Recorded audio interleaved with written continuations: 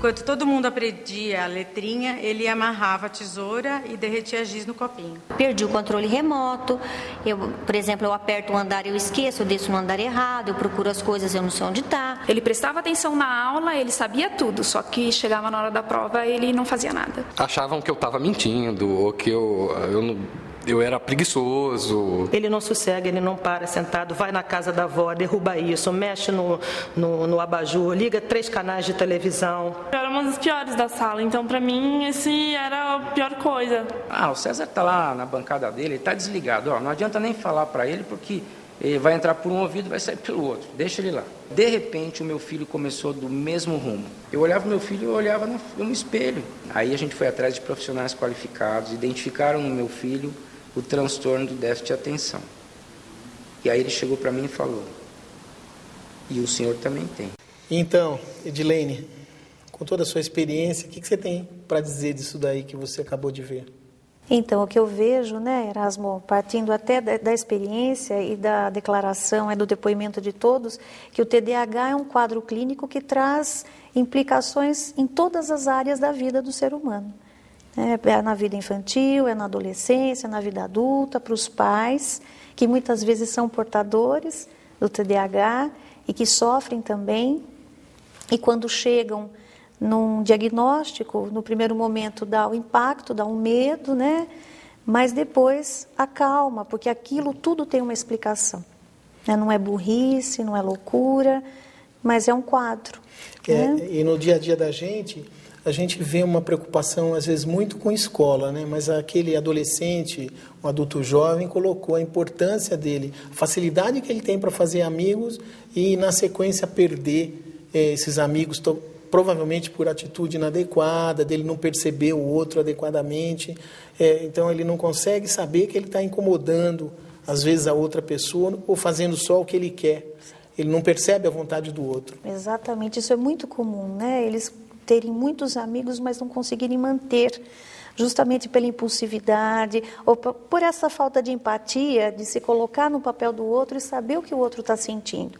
Então, perdem amigos e até nem sabem por que estão perdendo. E na genética, isso daí que o pai comenta, que ele viu o filho nele mesmo, e o filho falou, você também tem, um viu o outro, a gente sabe que se tratar só um, não vai dar certo. É preciso uma abordagem em toda a família. Exato. A gente sabe disso, e como é importante, quando o indivíduo estiver tratando alguém, quando as famílias estão sendo tratadas, procurar identificar em conversas longas com as pessoas que são os profissionais que estão cuidando, tentar demonstrar tudo que está acontecendo. A gente não ficar restrito a uma situação específica. Sim. A abordagem da família inteira é fundamental. Porque você há de convir comigo que ser filho de pais com TDAH também não é nada fácil, não é?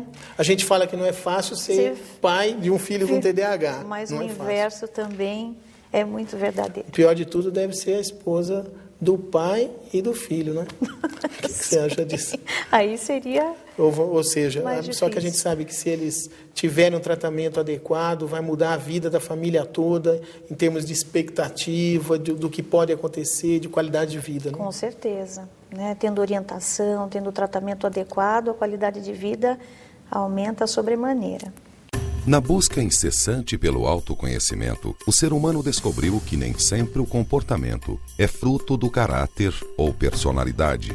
E um importante passo nesse sentido foi dado em 1902, quando o pediatra inglês George Frederick Steele definiu pela primeira vez os sintomas da doença, que mais tarde seria denominada transtorno do déficit de atenção e hiperatividade, o TDAH. Ao estudar grupos de crianças excessivamente agitadas, agressivas e passionais, ele concluiu que seu comportamento era de origem biológica. O transtorno manifesta-se desde a infância e pode persistir nos anos seguintes. Estudos mostram que mais de 50% dos pacientes com TDAH na infância apresentam o transtorno na vida adulta. Nunca consegui emprego fixo, nunca consegui me fixar em nenhum lugar. A pior professora que a gente teve foi ele na 3ª série, 4º ano hoje, e ela se descontrolou totalmente, ele arrancou o óculos dela, jogou no chão e pisou em cima. A diretora teve que fazer uma reunião de pais e eu decidi retirá-lo da escola naquele momento. E a gente erra muito nesse ponto, porque você pensa que a sua filha não quer assumir os compromissos dela, você acha assim que realmente ela podia fazer mais, e ela fazia o que ela conseguia. Mas a gente carrega uma culpa muito grande em relação a isso. Com todos esses problemas em relação à família e amigos, isso daí abaixa a sua autoestima, você não tem vontade de fazer nada, você não tem vontade de, às vezes, sair de casa. O apelido meu era Jamanta, né? Que eu vivia derrubando tudo pela casa e a coordenação motor era uma coisa assim incrível, né? O maior preconceito que existe é ser chamado de burro, displicente, indolente, sem limite, mau caráter e burro. Poxa, Edilene, quanto comentário mostrando o que repercute na autoestima de cada um. Então, Erasmo, o que a gente vê, né, o sofrimento que esse transtorno traz, não só na questão interna, baixa autoestima, insegurança, mas também é um transtorno que causa um prejuízo muito grande na adaptação social, porque as pessoas estão despreparadas para lidar com os portadores. Veja os professores, né, veja um relato de uma patroa, né, de uma chefe que o dispensou porque ela descobriu que ele tinha TDAH. Os outros chamam de burro porque não entendem, não compreendem que o funcionamento de um portador é realmente, não é proposital. E você fica muito explicado ali no primeiro comentário de como a gente vê no dia a dia, pessoas às vezes com uma inteligência extremamente alta e que não atinge toda a sua possibilidade, toda a capacidade que ele tem. Então, o indivíduo, às vezes, ele não consegue manter no emprego, ele não progride, às vezes até ele se dá bem, mas poderia se dar muito melhor. Não só na profissão, como todo o sucesso de família, né? E como isso interfere e vai jogando uma espiral para baixo, né? Porque ele vai mal, aí o pessoal pisa, ele fica com menos vontade de ir bem, aí ele vai pior ainda, e se não quebrar esse ciclo vicioso e a gente jogar uma espiral para cima, essas pessoas estão fadadas ao insucesso. Exatamente. Eles perdem a chance de ter uma vida normal e ter um rendimento de acordo com a capacidade deles. Você tem razão, Erasmo, porque quando você, na clínica, né, quando a gente faz avaliação neuropsicológica, um dos primeiros pontos a ser avaliado é a inteligência. Então, são crianças que já vêm de uma aparentemente defasagem, uma dificuldade escolar. Então, aquele aluno que fica sempre em recuperação, fica em exame, é um aluno que é visto como um mau aluno. E quando você faz o teste de QI, eles se surpreendem, eles não acreditam que eles têm aquele tanto de QI. Que geralmente é médio superior, muitas vezes superior. E para eles, eu digo que é até terapêutico, porque eles não acreditam que eles têm tanta capacidade assim. Eu vejo isso na prática também. Quando ele faz uma avaliação psicológica e neuropsicológica e eles percebem a capacidade deles, eles falam, puxa, tenho chance. E como o TDAH, que impede ele de planejar, você viu ela colocando que não consegue terminar a prova, provavelmente porque ela fica muito tempo numa questão que às vezes ela não tem nem como resolver. Porque eles administram mal o tempo. Administram. Isso é o dia a dia, né, que a gente vê aluno de pós-graduação que não consegue acabar a tese porque ele não começa o trabalho, ele estuda e não começa a escrever. Exato, vai postergando, né, porque se perde no tempo. Então, não é uma coisa só de criança, né? Não. Então, quando às vezes uma pessoa inteligente fala, eu não paro no emprego, provavelmente com toda a capacidade dele, às vezes ele para numa coisinha e que ele não chega no foco do que ele tinha que chegar. É interessante isso, né? Por isso que o tratamento adequado pode mudar toda essa situação. E abrir a janela dessas pessoas, abrir a vida, né? Para eles poderem continuar. Atingindo os objetivos, né? Que cada um tem os seus, e principalmente facilitando a adaptação deles na vida. Decisões dependem de informações. Só escolhemos caminhos e definimos rumos se tivermos a noção do que pode vir pela frente. Por isso, conheceremos agora os passos para o tratamento do TDAH. E aí, lógico, né, os pais, a gente fica preocupado com os filhos, um remédio, assim, né, que tem controle de receita e tudo, nós falamos, não vamos dar um remédio, né? Porque se você falar que você toma um remédio de tarja preta, vão achar que você é louco, né? E não é bem isso. Quando você tem algo que te deixa, ou te faz parecer enrolado, né, meio desorganizado, é uma coisa.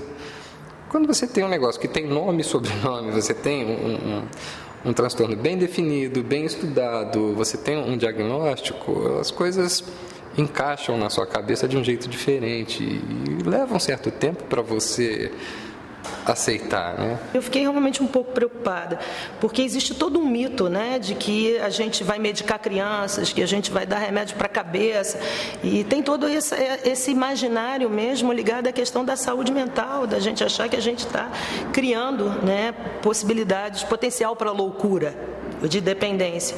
Mas olha, a gente tinha que acreditar em alguma coisa, porque pior do que estava não podia ficar. E Edilene, você trabalha tanto com TDAH, esses comentários fazem parte do seu dia a dia?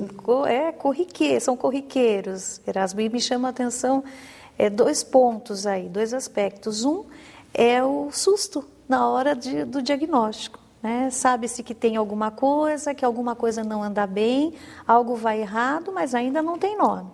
E a hora que o médico dá um nome, aquilo tem um impacto muito grande. A importância desse susto, que eu acho que não dá para a gente querer achar que alguém consegue fazer um diagnóstico muito rápido. Sim. Primeiro, que você precisa entender muito a vida daquela pessoa, com uma história longa, com detalhes. Não é um diagnóstico que precisa ser emergencial, porque isso não é meningite, não é uma coisa que o indivíduo vai morrer amanhã se você não começar a orientar adequadamente. Então, você tem que ter muita seriedade na avaliação, no diagnóstico, e isso não dá para ser num tempo curto, de 10, 15 minutos. Mesmo porque as escalas, né, utilizam-se escalas para levantar os sintomas, no mínimo em 2 ambientes. Em casa, geralmente, e na escola. Então, realmente, o clínico tem que ter um tempo para a mãe poder levar essas escalas, preencher, passar para a professora, para depois retornar e aí poder fazer o levantamento, né, do histórico, dos... E as escalas, na verdade, funcionam mais como triagem. A importância do indivíduo, do profissional que cuida, tendo os dados da escala e refazer a história com a família, porque isso, porque aquilo, e aí ele passa uma segurança para a família e até explicar por que tudo está acontecendo. Né? Exatamente. E a outra coisa que eu achei muito interessante, Edilene, essa coisa dos mitos, né? Como o mito fica, né? Aquele mito de tomar... não poder leite com manga, é um negócio que ficou tantos anos, e a medicação do estimulante que você usa para tratar o déficit de atenção, que já tem 55 anos e que é a primeira escolha para tratamento, ainda tem mitos de que criam problemas e que são mitos mesmo, que estamos cansados de ver em estudos científicos que são mitos que não têm nenhuma base científica, não tem nenhuma verdade científica. Sim. Como isso atrapalha. O mito, às vezes, até julgado de uma maneira errônea pela mídia, com um tipo de interesse ou outro interesse, como atrapalha. Na minha experiência pessoal, em situações que aconteceram de sair notícia errada na mídia, eu tive paciente que deixou de tratar, paciente do HC. Sim. E o menino, num horário que ele estaria controlado a sua falta de atenção, ele parou de tomar a medicação porque um avô viu uma reportagem errada, e esse menino, sabe o que aconteceu? Ele sofreu um acidente de bicicleta e evidentemente que foi por distração. Isso atrapalhou muito a vida dessa criança, porque não foi brincadeira, foi uma coisa séria. E isso é mais comum do que a gente imagina, né? Os médicos orientam, aí a vizinha, ou a professora, ou a tia falam que imagine dar essa medicação, porque ainda existe muito preconceito. Esse era o outro ponto que eu ia comentar com você, que me chamou a atenção, o preconceito contra a medicação. Mas se a medicação é estudada, se ela é controlada, o clínico é capacitado, como é que ele vai prescrever uma medicação inadequada?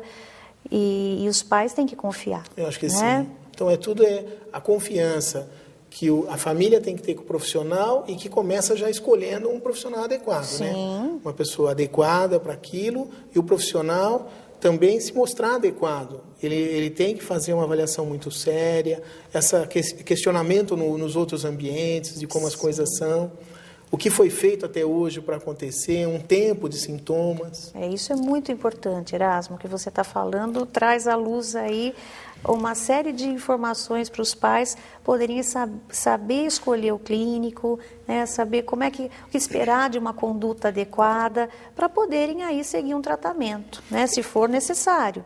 O tratamento é multimodal, com a combinação de diferentes cuidados. E o primeiro deles é agir diretamente onde está a origem do distúrbio, no cérebro. Ou mais exatamente na região cerebral do córtex pré-frontal. É aqui que se processam funções como decisões de movimento, pensamento abstrato e criativo, fluência de pensamento, linguagem e vontade, determinação e atenção seletiva. E aqui também, como em outras partes do cérebro, estas funções ocorrem por meio das sinapses, as conexões elétricas entre as células de nosso sistema nervoso. As sinapses viabilizam-se em presença de substâncias bioquímicas neurotransmissoras. Entre elas está a dopamina e noradrenalina. Por influência genética, algumas pessoas apresentam disfunção relacionada a esses neurotransmissores. É quando a atividade desta região diminui, com a consequente redução de capacidade de concentração e controle de impulsos. O paciente tende então a apresentar problemas como hiperatividade, perda de foco e dificuldades de relacionamento. O tratamento medicamentoso nestes casos pode ser feito com estimulantes do sistema nervoso central e assim a transmissão neural do córtex pré-frontal atinge os níveis desejáveis.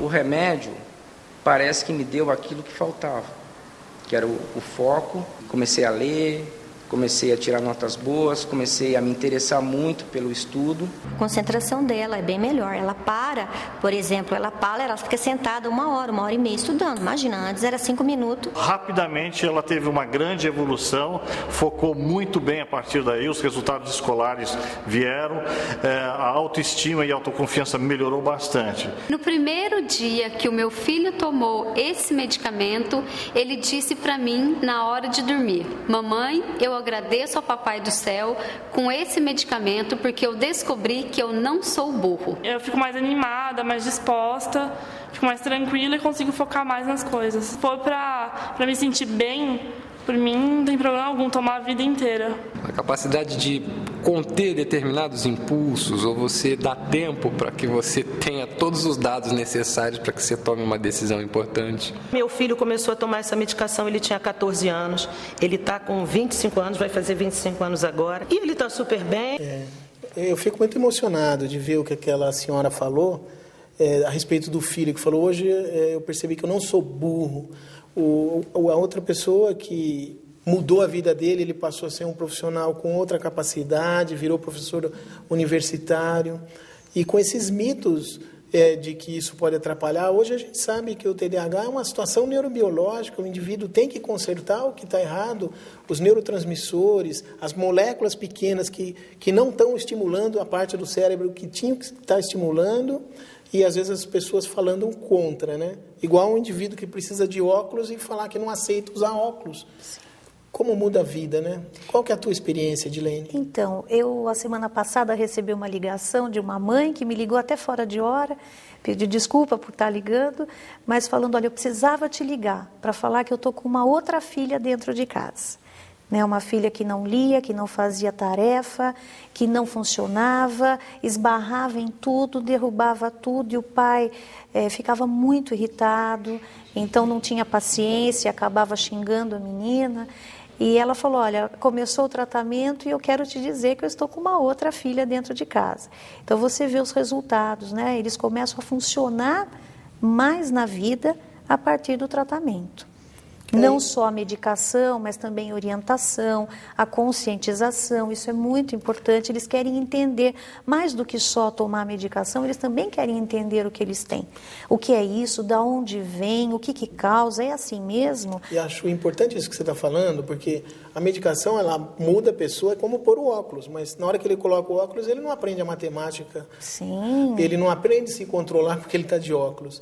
Mesma coisa, a medicação prepara ele para aprender. Se não tiver um tratamento multiprofissional, principalmente do que está faltando, não vai para frente. Não vai.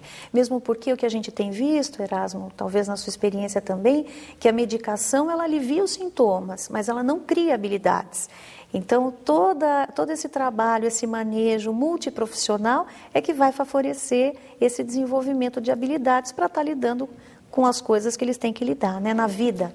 Uma outra coisa que eu percebi nos depoimentos, como é interessante uma pessoa mais amadurecida, que começou a medicação, continuou o tempo todo, porque ele viu a modificação na vida dele, o que causou a medicação, entendeu os sintomas.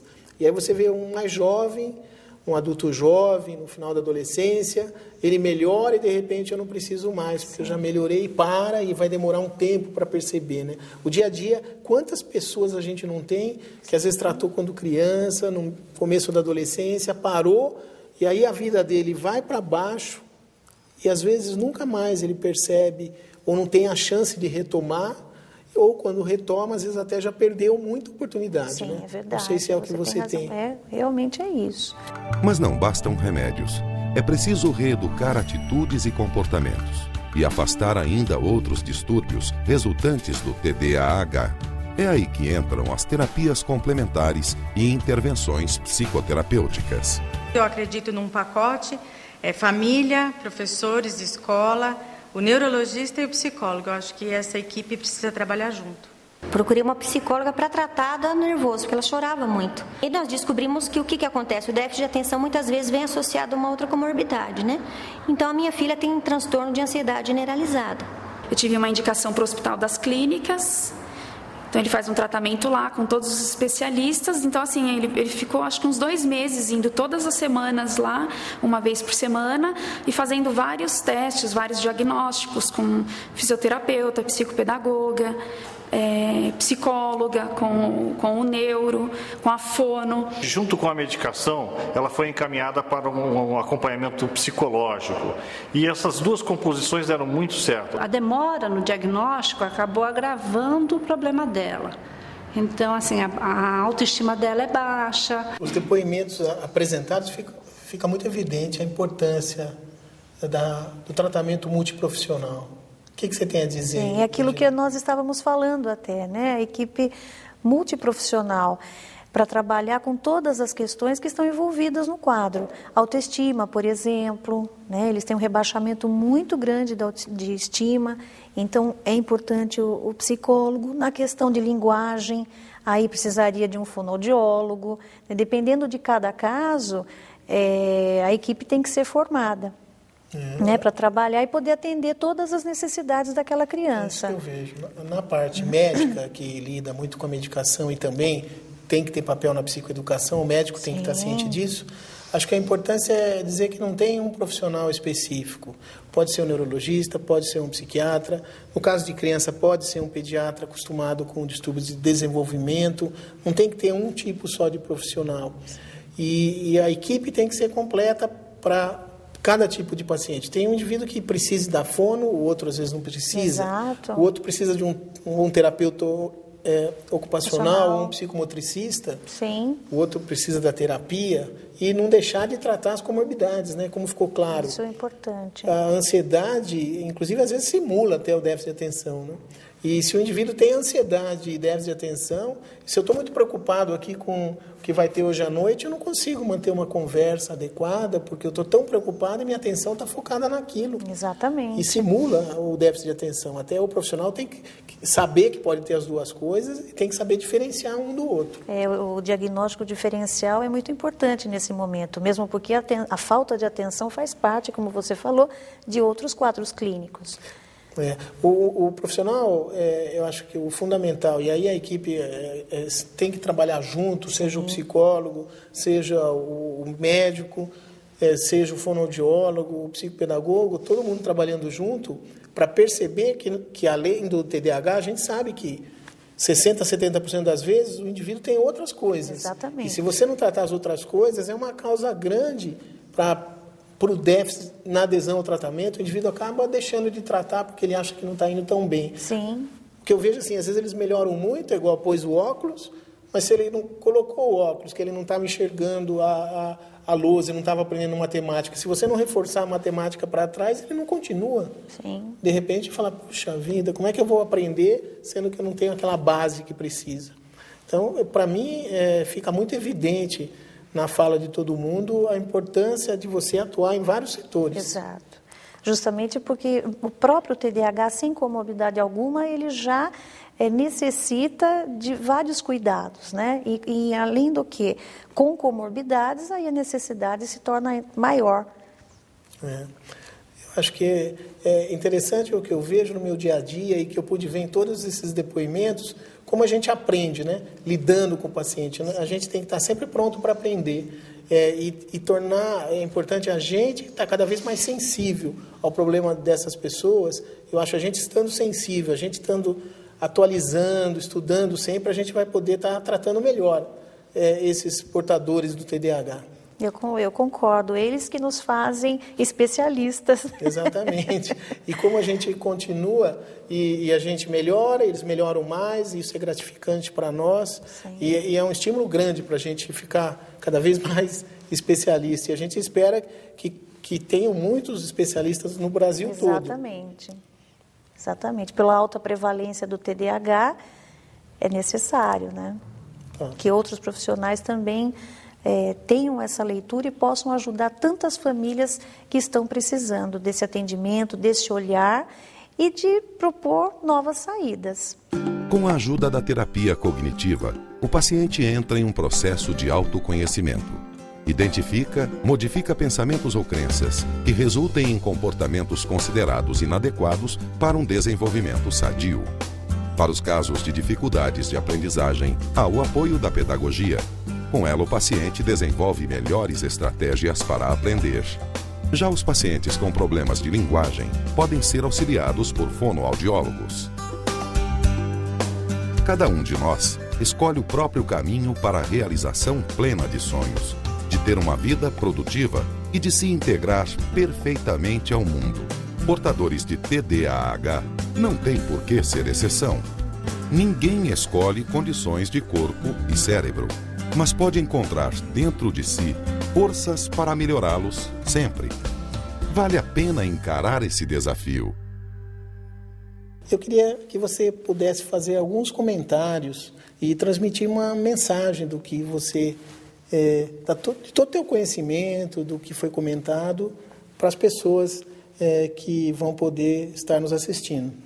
Então, Erasmo, eu gostaria de deixar a seguinte mensagem, né? Mais para os pais, para que eles nunca desistam dos filhos. Eu sei que a batalha é árdua, eles ficam desesperançados, a luta é assim, diária, né? Principalmente dos filhos que têm também a desatenção, principalmente, né, como componente. Então, a mãe fica muito sobrecarregada porque tem que falar várias vezes para escovar o dente, para botar o chinelo, para fazer lição, para tomar banho. Se entra no banho, aí é uma luta para tirar a criança.